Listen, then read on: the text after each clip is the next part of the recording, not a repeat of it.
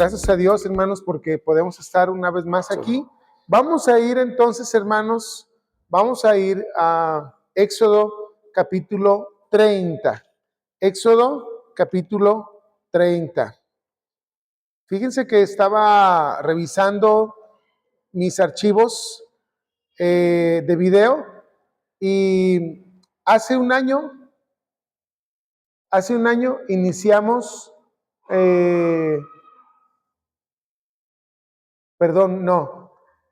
hace un año estábamos estudiando Éxodo 20.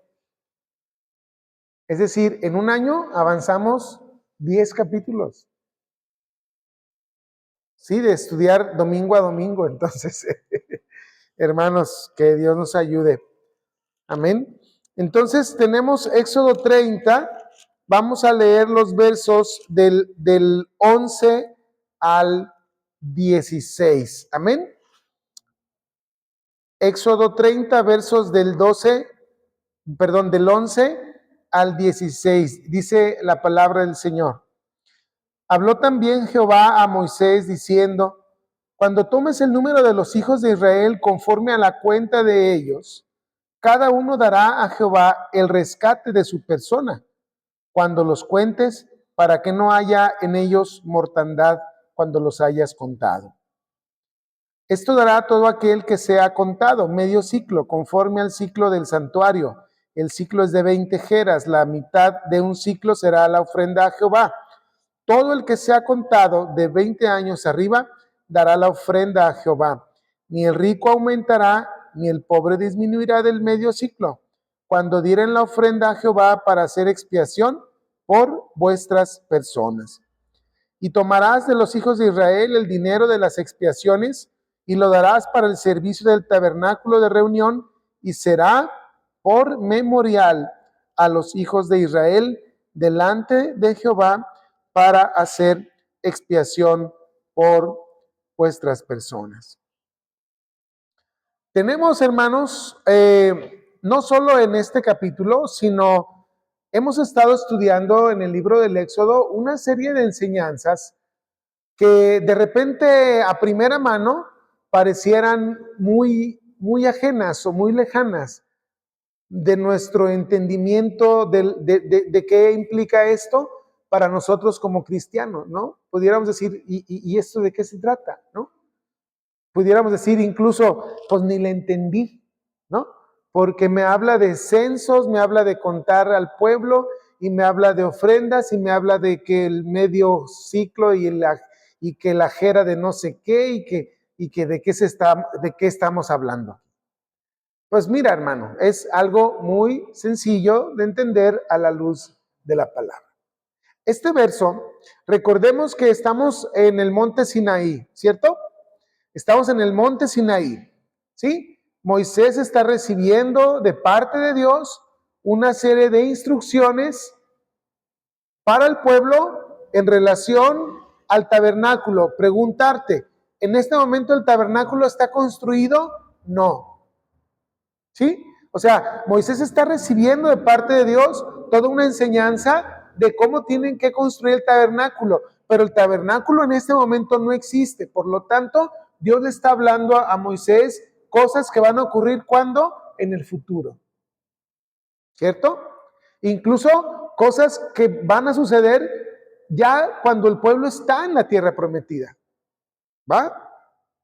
Entonces, aquí está hablando de un suceso o de una situación que se dio en el pueblo de Israel en relación a ¿qué? A los censos, contar al pueblo de Israel. De esto trata aquí. Está hablando de contar al pueblo. Dios le dice a Moisés, oye, cuando vayan a contar al pueblo, cuando el pueblo tenga un censo, fíjate, lo que tienen que hacer es pagar una ofrenda. El mandato del Señor es que cuando haya un censo, haya una ofrenda de por medio. Y tú dirás, ¿por qué? Fíjate, dice que esto se tiene que hacer para que no haya mortandad en los que han sido contados, como si el hecho de ser contado o como si el hecho de hacer el censo fuera malo. Y yo te pregunto, ¿Será malo que el pueblo de Israel hubiese hecho un censo? Ahora, en la historia del pueblo de Israel tenemos diferentes momentos en los que se hizo un censo. ¿Y qué crees? No salieron bien las cosas. ¿Cuándo? Bueno, el rey David. Fíjate, vamos a ir a Primera de Crónicas, capítulo 21, versos del 1 al 3. Es un decir Primera de Crónicas porque en realidad es un solo libro, ¿sí? Pero nosotros tenemos la costumbre de, como decimos, Primera, Segunda de Corintios, Primera, Segunda de Tesalonicenses, pensamos que Crónicas son cartas. No, no son cartas, son libros. De hecho, es un solo libro.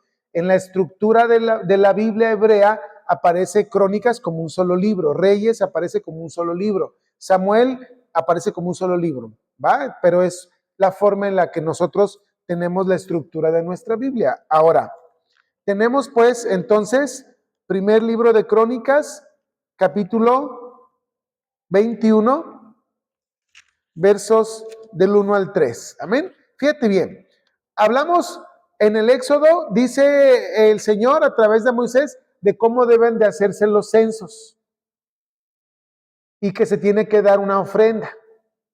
Vamos a ver aquí qué pasó, ¿de acuerdo?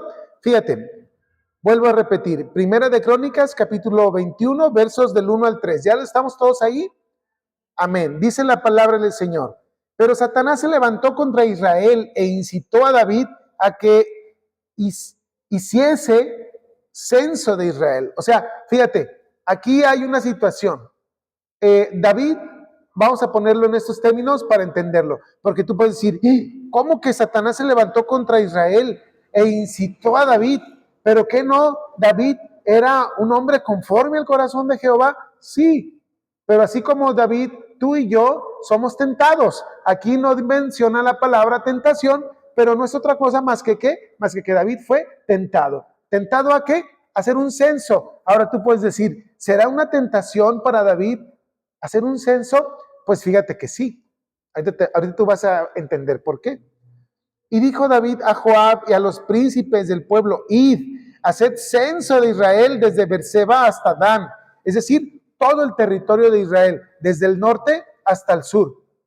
¿Sí? Aquí recordamos que el rey David está gobernando sobre las 12 tribus completas. Aquí el reino está unido, no hay división. La división del reino de Israel ocurre después de Salomón. ¿Sale? Entonces, vemos pues que dice David a Joab y a los príncipes del pueblo, id y haced censo de Israel desde Berseba hasta Dan e informadme sobre el número de ellos. ¿Para qué? Para que yo lo sepa. Es decir, era un asunto ¿de quién? De David. O sea, David tenía ganas, fíjate, fíjate, qué curioso. David tenía ganas de saber cuánto pueblo tenía, pero no era nada más el pueblo, no era nada más el pueblo, es decir, estos censos, hermano, fíjate, tiene una característica muy interesante. Estos censos no eran, vamos a contar tantas mujeres, vamos a contar tantos niños, no, estos censos eran enfocados en varones mayores de 20 años. Éxodo 30 lo dice. ¿Por qué? Porque estos censos tenían la finalidad de contar hombres aptos para la ¿qué? Para la guerra. Entonces, fíjate bien, el trasfondo del censo era que David quería saber el poder de guerra que tenía. Quería saber el nivel de poderío de su ejército. ¿Para qué? Pues para enorgullecerse. O sea, el tema aquí del censo tiene que ver con el orgullo y con la vanidad de un gobernante de decir, mira, este es mi poder. Tengo tantos miles de caballos, tengo tantos miles de arqueros, tengo tantos miles de esto y de aquello, ¿no? O sea, como por ejemplo, a lo mejor vamos trasladándolo ahora a nuestra época, a nuestra condición. Por ejemplo, podemos decir, cuando llega tu estado de cuenta y dices, wow, mira cuánto dinero tengo, ¿no? Te enorgulleces, ¿no? Por ejemplo. O, por ejemplo, Vamos a pensar en el tema de las iglesias, ¿no? ¿Cuántos miembros tienes en tu congregación, ¿no? De pastor a pastor, ¿no? ¿Cuántos miembros tienes? Pues no sé, en el último conteo que hicimos, tenemos un culto de 200 personas. ¡Wow! ¿No? Aquí en Guadalajara, Guadalajara es una zona difícil para el evangelio. Entonces, tener una iglesia con 200 miembros adultos consistentes, eso implica que no solo son los adultos, sino que implica niños. Entonces, si tienes 200 adultos, más o menos tienes, vamos a pensar, otros 100 niños, ¿no? Entonces estamos hablando de una congregación de 300. Y bueno, hay pastores que con una congregación de 300, bueno, ya se siente que están caminando, ¿no? Están flotando, no caminan, flotan, ¿no? Ya es otro nivel, ¿no? Pareciera chistoso, pero así es. Entonces, aquí el tema de contar al pueblo de guerra tiene que ver con esta idea del orgullo, de decir, ¿cuánto tengo? Ahora, fíjate lo que dice Joab en el verso 3. Y dijo Joab, añada a Jehová a su pueblo 100 veces más. O sea, Dios va a añadir. ¿Por qué tienes esta preocupación? ¿No? Y luego dice, Rey, Señor mío, ¿no son todos estos siervos de mi Señor? O sea, ¿no son todos tuyos? ¿No todos te sirven a ti, Rey? Y luego fíjate, ¿para qué procura mi Señor esto que será para pecado a Israel? O sea, lo que no vio David, Joab sí lo vio. Dices, no tiene caso. O sea, Dios nos ha prosperado. El momento en el que David es rey, el reino fue muy bendecido, muy prosperado. Entonces, de alguna manera, Joab ve y dice, aquí hay un tema que va a ser un problema. Porque, número uno, no hay necesidad de contarlos. Los que sean, pues Dios los va a prosperar, punto. O sea, sí te das cuenta como para dónde va el tema. Entonces, aún así, David dice, no me importa, cuéntenlos. Pero David omitió un tema. No hizo como Dios dijo que tenía que hacerse cuando hicieran censos. ¿Qué dice en Éxodo 30? Que cuando se hagan censos debe de haber ¿qué? Una ofrenda, un pago. No lo hizo David. Y entonces, ¿qué pasó? Vino consecuencia. Hubo mortandad. Si tú continúas leyendo Primera de Crónicas 21 en adelante, tú vas a comenzar a notar que efectivamente el haber hecho ese censo fue perjudicial al pueblo de Israel. Hubo una mortandad. David se arrepiente, David pide perdón a Dios, ¿no? Por eso es que David es un hombre, dice la Escritura, conforme al corazón de Jehová. ¿Por qué? Porque como tú y yo pecamos, pero la virtud de David fue arrepentirse. Esa tendría que ser también nuestra virtud, reconocer nuestra falta, nuestro pecado. Y vemos que David era un hombre que a pesar de la condición humana, como la tuya y como la mía, reconocía su pecado delante de Dios y que iba y se postraba y pedía perdón. La regué, la calabacié, la cajeteé, como le digas, ¿no? Es reconocerlo. No podemos nosotros quedarnos en nuestro orgullo y en nuestra soberbia para decir, no, todos están mal menos yo. ¿No les ha pasado que de repente vemos ese tipo de cosas? Pero también, hermano, a veces nosotros creemos que todos los demás son responsables menos yo. Todos son responsables menos yo. Y fíjate, muchas de las cosas que ocurren en nuestra vida tienen que ver por la responsabilidad nuestra, no de los demás. ¿Qué dejaste de hacer tú para que eso pasara? Por ejemplo, es que mis hijos son, eres papá, ok, ¿qué dejaste de hacer como papá? ¿Qué dejaste de hacer como mamá para que tus hijos sean así? ¿Qué les enseñaste o qué no les enseñaste? ¿Sí? Porque luego de repente como papás asumimos el papel de víctima, dicen, ¿ah? Soy una víctima de mis hijos. No, es que tú los criaste así, tú los acostumbraste así. No son buenos para levantar un plato. Mira, no, es que tú los enseñaste a eso. Tú propiciaste eso. O, por ejemplo, el esposo, ¿verdad? Se queja de la mujer que dice, no, es que mi mujer me engañó. Ok, ¿qué hiciste tú para que tu mujer te pusiera el cuerno? ¿Qué hiciste tú? O viceversa, ¿no? Es que mi esposo es un infiel. Sí, está mal la infidelidad, sin duda. Es un pecado grave, gravísimo. Sí, pero tú, esposa, ¿qué hiciste para que tu marido, te pusiera los cuernos? ¿Qué hiciste o qué no hiciste? ¿Sí? Porque luego asumimos este papel de víctima. Decíamos hace un momento, es que no me alcanza. Sí, ¿qué haces para que el dinero no te alcance? O sea, no es casualidad que no te alcance. Algo haces mal para que eso ocurra. Entonces, David entiende que lo que hizo está mal y pide perdón a Dios y se arrepiente. Nosotros tenemos que llegar a ese punto, hermano.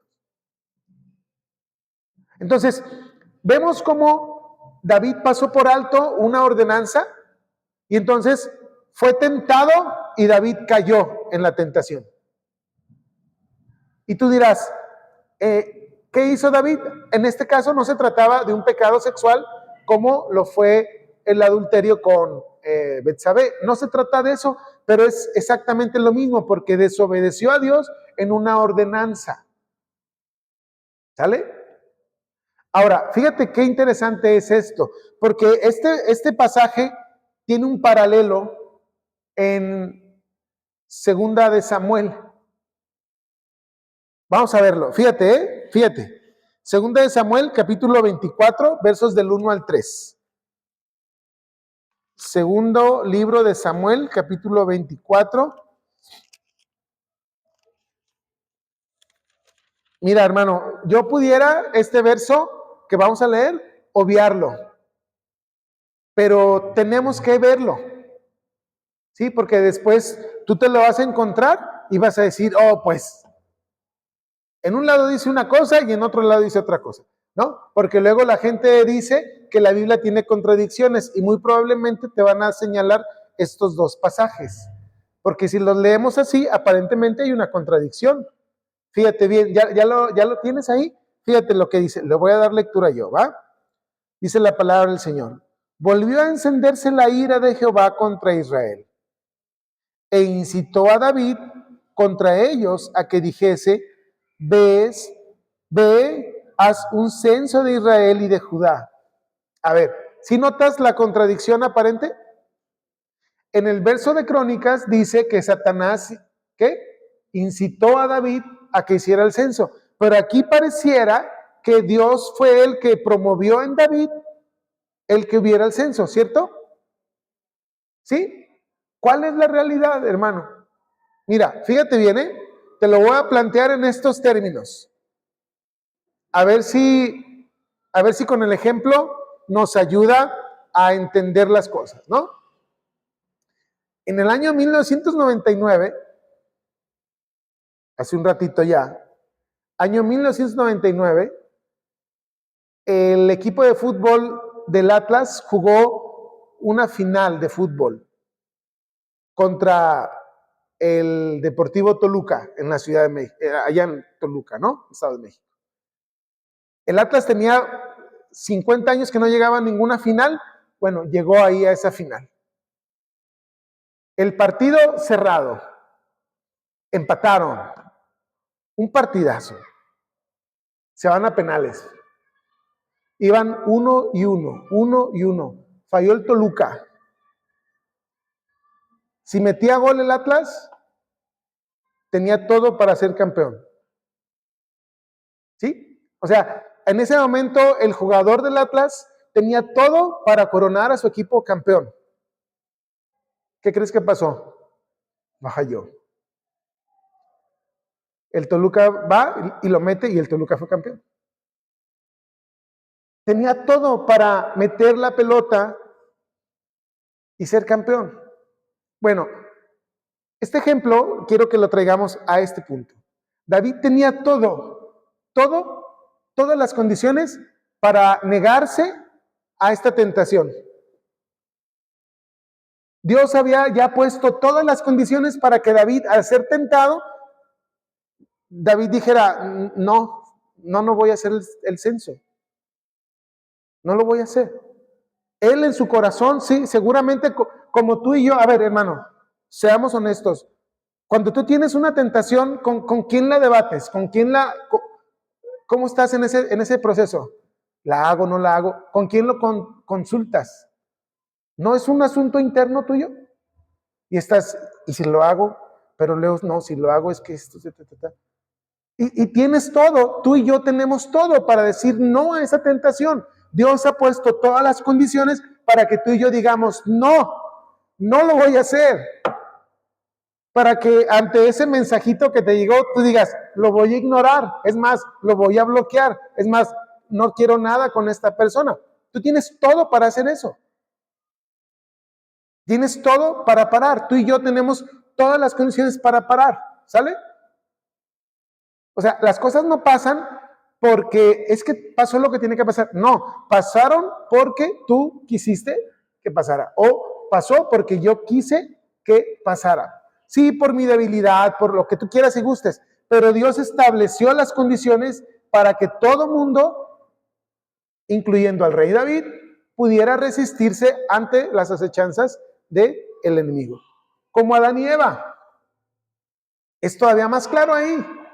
Dios había puesto al hombre y a la mujer en todas las condiciones para resistirse ante la tentación. Esto es lo que estamos viendo aquí.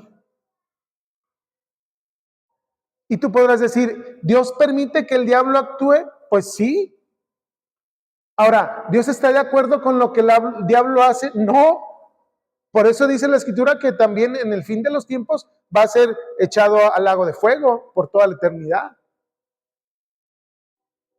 O sea, él sabe que está derrotado, él sabe que eternamente va a estar condenado. ¿Y qué hace Dios ante la maldad del enemigo? ¿Se queda así al margen? No. Dios actúa, Dios nos da su palabra, Dios nos da la enseñanza. No, Dios les dio al pueblo de Israel qué tenían que hacer cuando a alguien se le ocurriera hacer un censo. Pues les dijo, van a hacer esto. ¿Por qué? Porque ya sabía. Mira, cuando nosotros vamos, Dios ya nos dio 3 vueltas.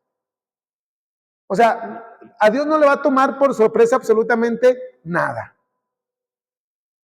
Dios desde antes de la fundación del mundo ya tenía el plan de salvación listo. ¿Sí? O sea, a Dios no le fue sorpresivo que el hombre desobedeciera. No es porque Dios ya lo haya establecido así, sino que Dios, como todo lo conoce, todo lo sabe, todo lo ve, en esa visión amplia de las cosas, del futuro, del pasado, del presente, pues dice, tienen todas las condiciones para que lo hagan, pero yo ya sé que no lo van a hacer. ¿No te ha pasado eso a ti también, por ejemplo? Fíjate bien, tú dices, alguien llega y te pide prestado, ¿no? Oye, fulanita, que mira, es tu carnal, tu carnala, tu hermano, tu hermana, tu primo, tu prima. Oye, fulanita, préstame, y te está así, y dices, ándale, pues, te lo voy a prestar. Cuando tú se lo das, tú ya sabes que no te lo va a pagar. No es que seas adivino, pero pues tú lo conoces. O tú la conoces. ¿Sí? Pues si tú y yo podemos hacer eso, imagínate que a Dios le va a tomar por sorpresa esto. Pues claro que no. Por eso establece en Éxodo 30, dice, y este es el pago por es el pago para expiación de su pecado. ¿Qué es expiación? Bueno, que alguien tiene que pagar, que dice la Escritura que la paga del pecado es que es muerte. O sea, tiene que haber un pago. Ante una condición de pecado tiene que haber un pago. No sé si me explico. ¿Sí? Entonces no hay conflicto.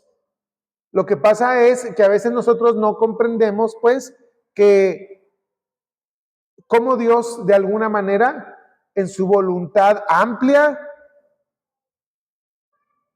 yo de repente pienso, y no sé si tú también lo piensas, porque cuando Adán y Eva, antes de que pecaran y que estaba la serpiente ahí, yo digo, número uno, ¿y que estaba haciendo la serpiente ahí en el jardín del Edén?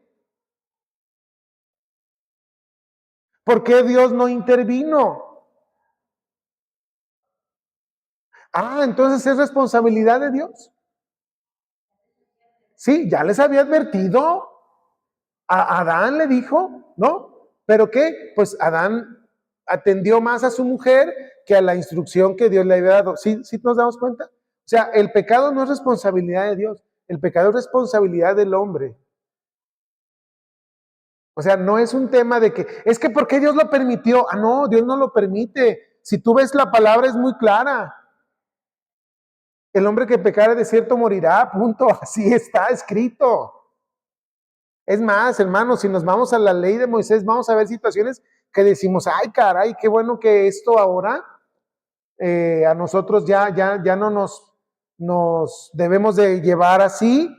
¿Por qué? Porque imagínate, estamos hablando de momentos donde a los adúlteros eran apedreados, hasta la muerte. O sea, no era nada más de una piedra, ay, adúltero, piedra. No, o sea, era lapidarlos, matarlos a pedradas, ese era el tema.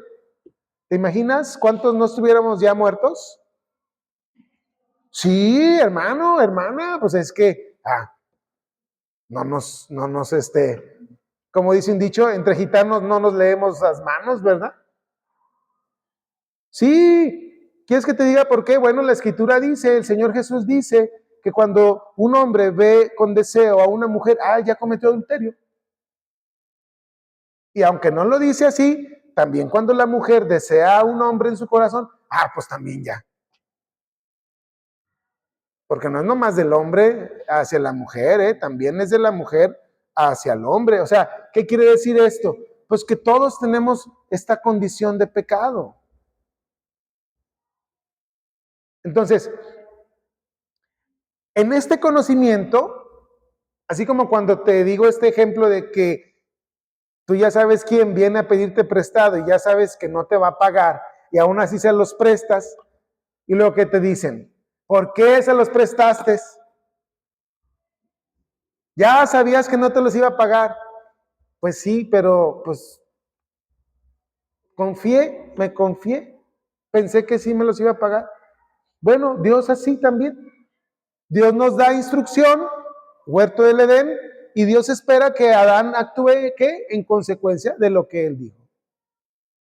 ¿Por qué no impidió que la serpiente seduciera? Porque ya estaban advertidos. Así como tú y yo estamos advertidos. Pero Dios ya sabe que a pesar de las advertencias, ¿nos vamos a qué? A equivocar. Entonces Dios tiene previsto una solución. Y lo vemos ahí en Éxodo 30. Harán el pago a su expiación para que no haya mortandad, para que no haya esto y esto y esto. Darán el pago. Dios ya sabe que tú y yo vamos a fallar. Mira, desde antes de que tú y yo naciéramos, Dios ya sabía que íbamos a ser todos pecadores. Y aún así nos permitió nacer, fíjate. O sea, Dios ya sabía que tú y yo íbamos a pecar, que le íbamos a desobedecer, y aún así nos permitió nacer. ¿Por qué? ¿Por qué? Porque nos ama. Y en su amor y en su misericordia, fíjate, Él estableció un plan de rescate, de redención. Fíjate, vamos a ir a Primera de Corintios, perdón, primero vamos a ir a Romanos 3:24. Fíjate las palabras, hermano, Fíjate las palabras. Y tú ahorita vas a ver si tiene relación con lo que estamos estudiando de Éxodo. Romanos 3:24.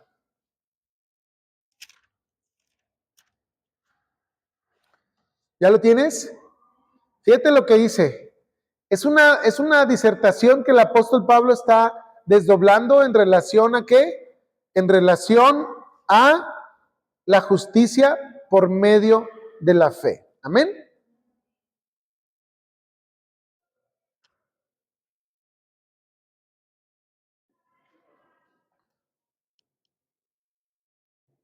¿Sí? ¿Ya lo tenemos? Ok. La escritura dice, siendo justificados gratuitamente por su gracia, mediante la redención que es en Cristo Jesús. Fíjate, la palabra redención. La palabra redención tiene que ver con redimir. Redimir es una palabra que se usa en relación a qué? Vamos a pensar así, ¿no? Tú tienes un reloj o un anillo o una esclavita, una pulsera de oro, del bueno, de oro de veras, ¿no? Y te viste en un apuro y la fuiste a empeñar al Monte de Piedad o a Fundación Donde o aquí que el hermano trabaja en Electra, ya dije el comercial, fue a Prestaprenda, ¿verdad? Va a Prestaprenda y entonces dice, oye, este anillo, ¿cuánto me das? Pues tanto, ¿no? Y luego te dan como una boletita donde hace constar que tú dejaste ahí tu anillo en prenda y te prestar, por eso se llama prenda, préstamo en prenda, prendatario. ¿Por qué? Porque te prestan dinero y dejas tú en prenda ese objeto como garantía. Ya que si no cumples con el pago, esa persona o esa empresa que te hizo el préstamo se lo va a quedar. ¿Sí? O sea, ellos no pierdan. ¿Va? O sea, aquí pagas o pagas, ¿no? Para Electra, para Coppel o para... Tú pagas porque pagas, o sea, ahí no te vas a escapar. Y entonces tú dices, ¿cómo le hago? Tengo esa deuda, ¿no? Y entonces alguien que tiene mayor poder adquisitivo que tú, pues dice, pues yo te pago la boleta. Entonces dice, ¿cómo? Sí, yo te la pago, pero es que no tengo con qué pagarte. No, no te preocupes, yo te la voy a pagar. Te voy a hacer el paro, te voy a hacer el favor. Ahora por ti, mañana por mí, ¿verdad? Y entonces van a Prestaprenda y hacen el pago de lo que se debe, del adeudo que hay, y entonces redimes el objeto que dejaste en prenda. ¿Sí te das cuenta? O sea, pagas y liberas tu prenda. Y entonces te traes tu anillo o tu esclava o lo que hayas empeñado. La palabra redención tiene que ver entonces con ese pago para rescatar, pago para que no se pierda, pago para que no se lo queden, pago para traérmelo para acá, pero implica un pago. Ante Dios, ante la ley, es exactamente igual. ¿Pagas o pagas?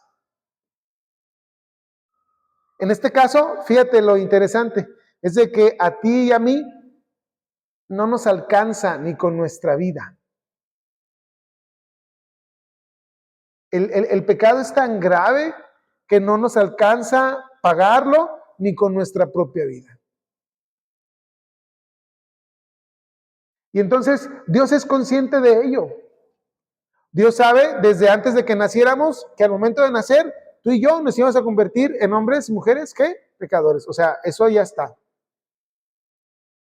Y entonces Dios, sabiendo y previendo todo ello, tiene un plan para redimirte de esa condenación, para redimirme de esa condenación, porque Él sabe de antemano que no vamos a obedecer.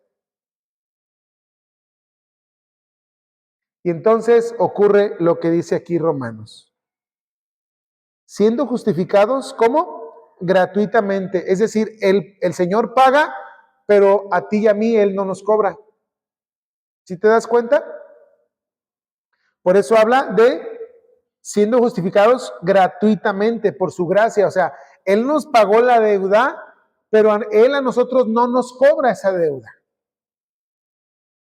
Y entonces somos redimidos. ¿Mediante qué? Mediante Cristo Jesús. Hermano, esto nos debería de llevar a un estilo de vida de agradecimiento eterno.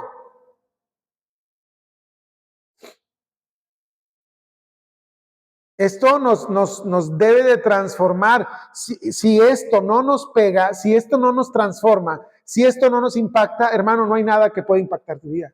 Entonces, por eso en Hebreos dice que una vez que se ha presentado el Evangelio y no te conviertes, pues no hay nada más que se pueda hacer.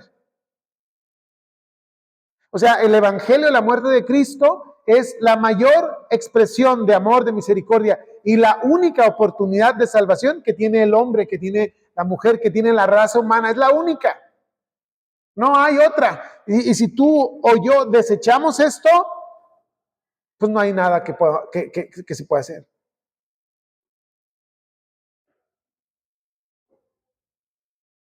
Ahora, tú y yo podemos decir, no, sí, yo por eso aquí estoy en la iglesia, sí, amén, gloria a Dios, aquí estamos el domingo, pero ¿cómo vivimos el lunes, el martes, el miércoles, el jueves, el viernes, el sábado? Viernes en la noche, sábado en la noche, ¿dónde andas, hermano? ¿Dónde andamos? ¿Qué hacemos?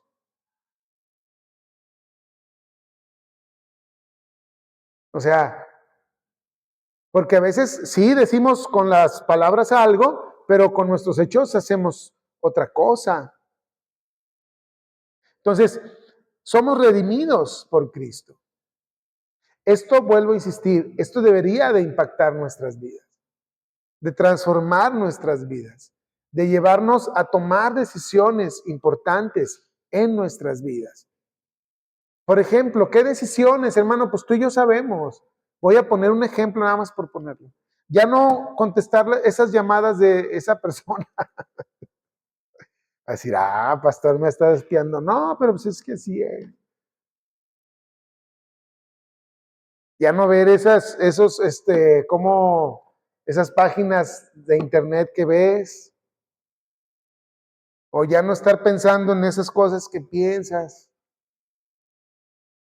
o qué sé yo, tantas situaciones que puede haber en nuestra vida.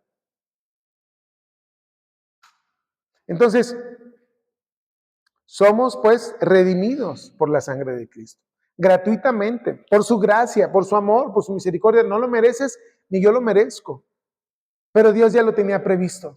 Fíjate lo maravilloso que es esto. Esto es glorioso. Dios ya lo tenía previsto. Mira, no sé si lo compartí aquí no recuerdo en dónde lo compartí. En los presupuestos de obras de construcciones grandes, me lo platicó mi hermano y yo me quedé impactado. Dije, ¿cómo? Cuando se construyen edificios o complejos así muy grandes, se presupuesta, ¿qué crees? No solo los accidentes, sino se presupuestan las muertes de los obreros. Hay un cálculo donde dice, son tantos metros cuadrados de construcción, por porcentaje, debemos de prever tantas personas fallecidas durante la obra, por accidentes propios de la obra. O sea, puede ser que ocurran o puede ser que no ocurran, pero si ocurren, la empresa ya tiene todo un esquema legal para atender todo ese tema, ¿no? O sea, no le va a agarrar por sorpresa. Si una empresa, si un ser humano, una organización humana prevé ese tipo de cosas, imagínate Dios que no haya previsto tu vida y mi vida.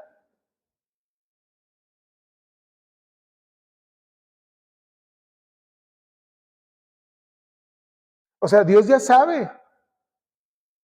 Y fíjate, aún sabiendo, nos dio la vida. Porque lo decíamos en otro sermón, no sé si fue el domingo pasado o el antepasado. Dios de alguna manera, Cristo, se la jugó por ti y por mí en la cruz del Calvario. Fue Él a la cruz del Calvario por ti y por mí. Con una expectativa de que eso transformara y salvara nuestras vidas.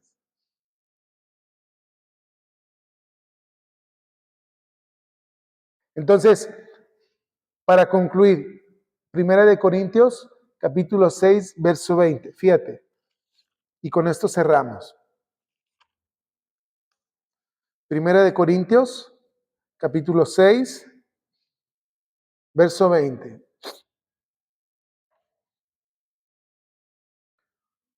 Porque habéis sido comprados, ¿por qué? Por precio. Fíjate, te invito a que vayamos a Éxodo 30, donde iniciamos. Éxodo 30.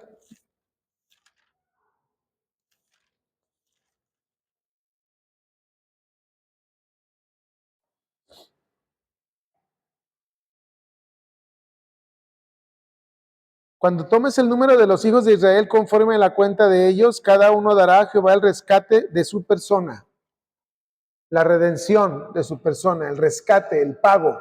¿Mediante qué se rescataba? Mediante medio ciclo de plata. Resulta, hermano, que tú y yo estamos en una condición tan desafortunada que no podemos pagar por nuestro propio rescate.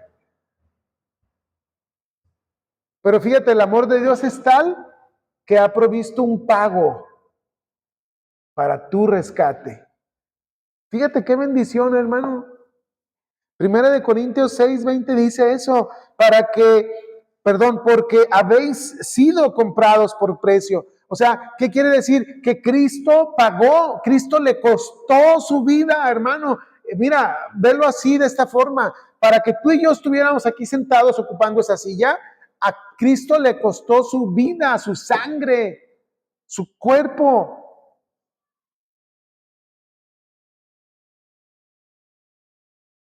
No nos salió barato estar aquí, o sea, al Señor no le salió barato que estemos tú y yo aquí, fíjate. Y luego así a veces nos la pensamos.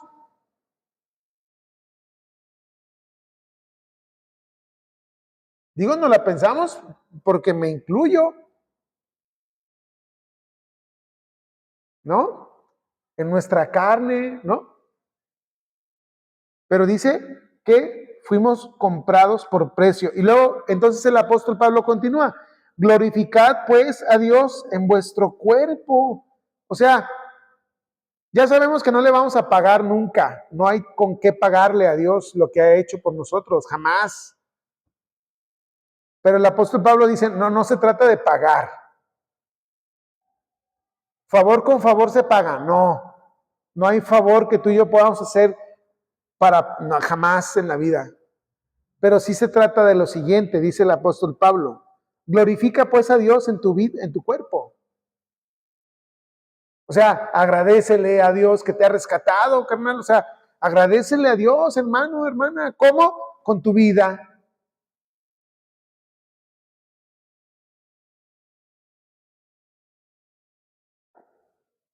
O sea, yo lo leo esto y me pongo a pensar en mi vida y digo, por eso les decía hace un momento cuando les compartía lo del proyecto que traemos, yo les decía, a mí me pesa.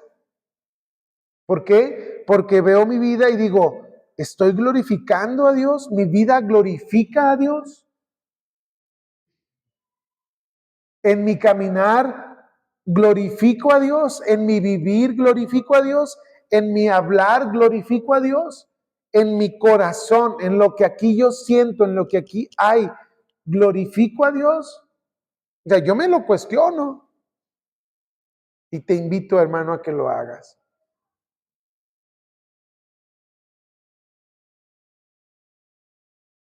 Glorifica pues a Dios en vuestro cuerpo y en vuestro espíritu, los cuales son de quién? De Dios. Porque entonces el pago, ¿qué implica?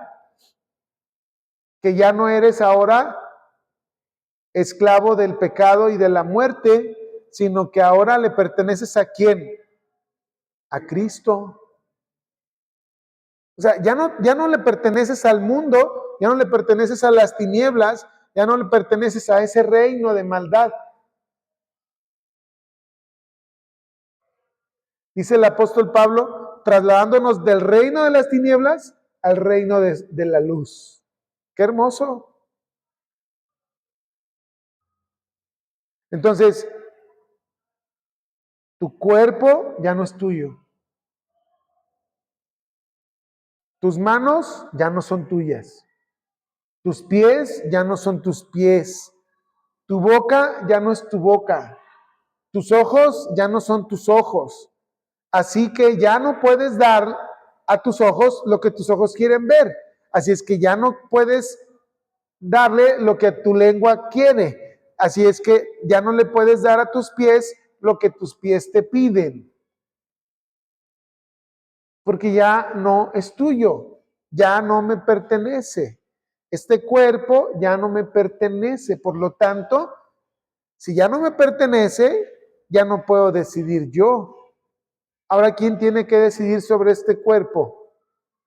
Cristo. Y es triste, hermanos, porque a veces, siendo del Señor, hemos decidido nuestro cuerpo para las cosas que no le honran. Sin duda que en Cristo tenemos salvación, pero no podemos nosotros abusar de esta gracia. Pues como ya está todo pagado, los pecados pasados, presentes y futuros, pues vámosle a dar rienda suelta a la hilacha. No se trata de eso. O sea, el apóstol Pablo dice, entonces perseveraremos en el pecado para que la gracia abunde. No se trata de eso. O sea, es para ti y es para mí. O sea, lo tomo yo también. Porque a veces podemos caer en ese jueguito, ¿no? Decir, bueno, pues como todo está pagado ya. Sí está pagado, pero a alguien le costó. A lo mejor no tiene que ver el ejemplo que te voy a dar, pero yo creo que sí. No te da de repente cosa que, por ejemplo, a la hora que vas a algún lugar a comer o simplemente en casa, están comiendo y luego de repente alguien dice, ya me llené, no quiero. Y le dices, ¿ya te llenaste? Sí, no quiero, no me gustó. Y dices, oye, alguien lo preparó para ti. Y si es un alimento de carne, por ejemplo, dices, le quitaron la vida a un ser vivo para que tú te alimentaras. Entonces, su muerte fue en vano porque ni siquiera te lo comiste.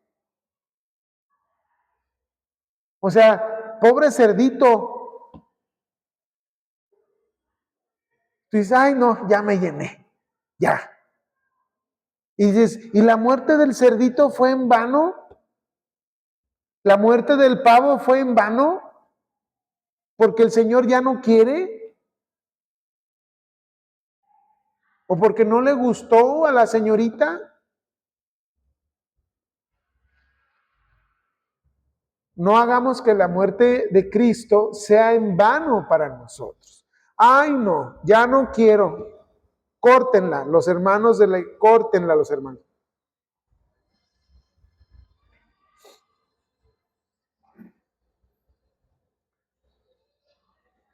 Entonces, hermanos, tenemos mucho que pedirle a Dios que nos ayude a tomar en cuenta nuestras vidas para glorificarle. Como dice aquí, glorificad pues a Dios en vuestro cuerpo y también en vuestro espíritu, los cuales son ¿de quién? Son de Dios. A estas alturas del partido, hermano, no podemos decir, fíjense que siempre, no, ahí nos vemos. Dices, no, espérame. O sea, el Señor Jesús pagó en la cruz por ti. No, pero es que, no. A estas alturas tenemos que glorificar a Dios en nuestro cuerpo y en nuestro espíritu. Si no lo has hecho, si no lo he hecho, como en algunos momentos pudo haber sido, tenemos el arrepentimiento, hermano. Como David se equivocó, no una, muchas veces. La Biblia nos da cuenta de algunas. Pero ¿sabes qué? La virtud de David, pudiéramos decirlo, es que se arrepentía e iba delante de Dios. Ah, hermano, pues así tú y yo. Lo que no podemos hacer es aferrarnos a nuestra condición y decir, no, yo estoy bien.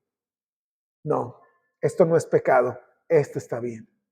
A los ojos de Dios dices, no, eso está bien. Aunque la Biblia dice que no, pero tú dices que está bien, hermano, cuidado, estás jugando con fuego.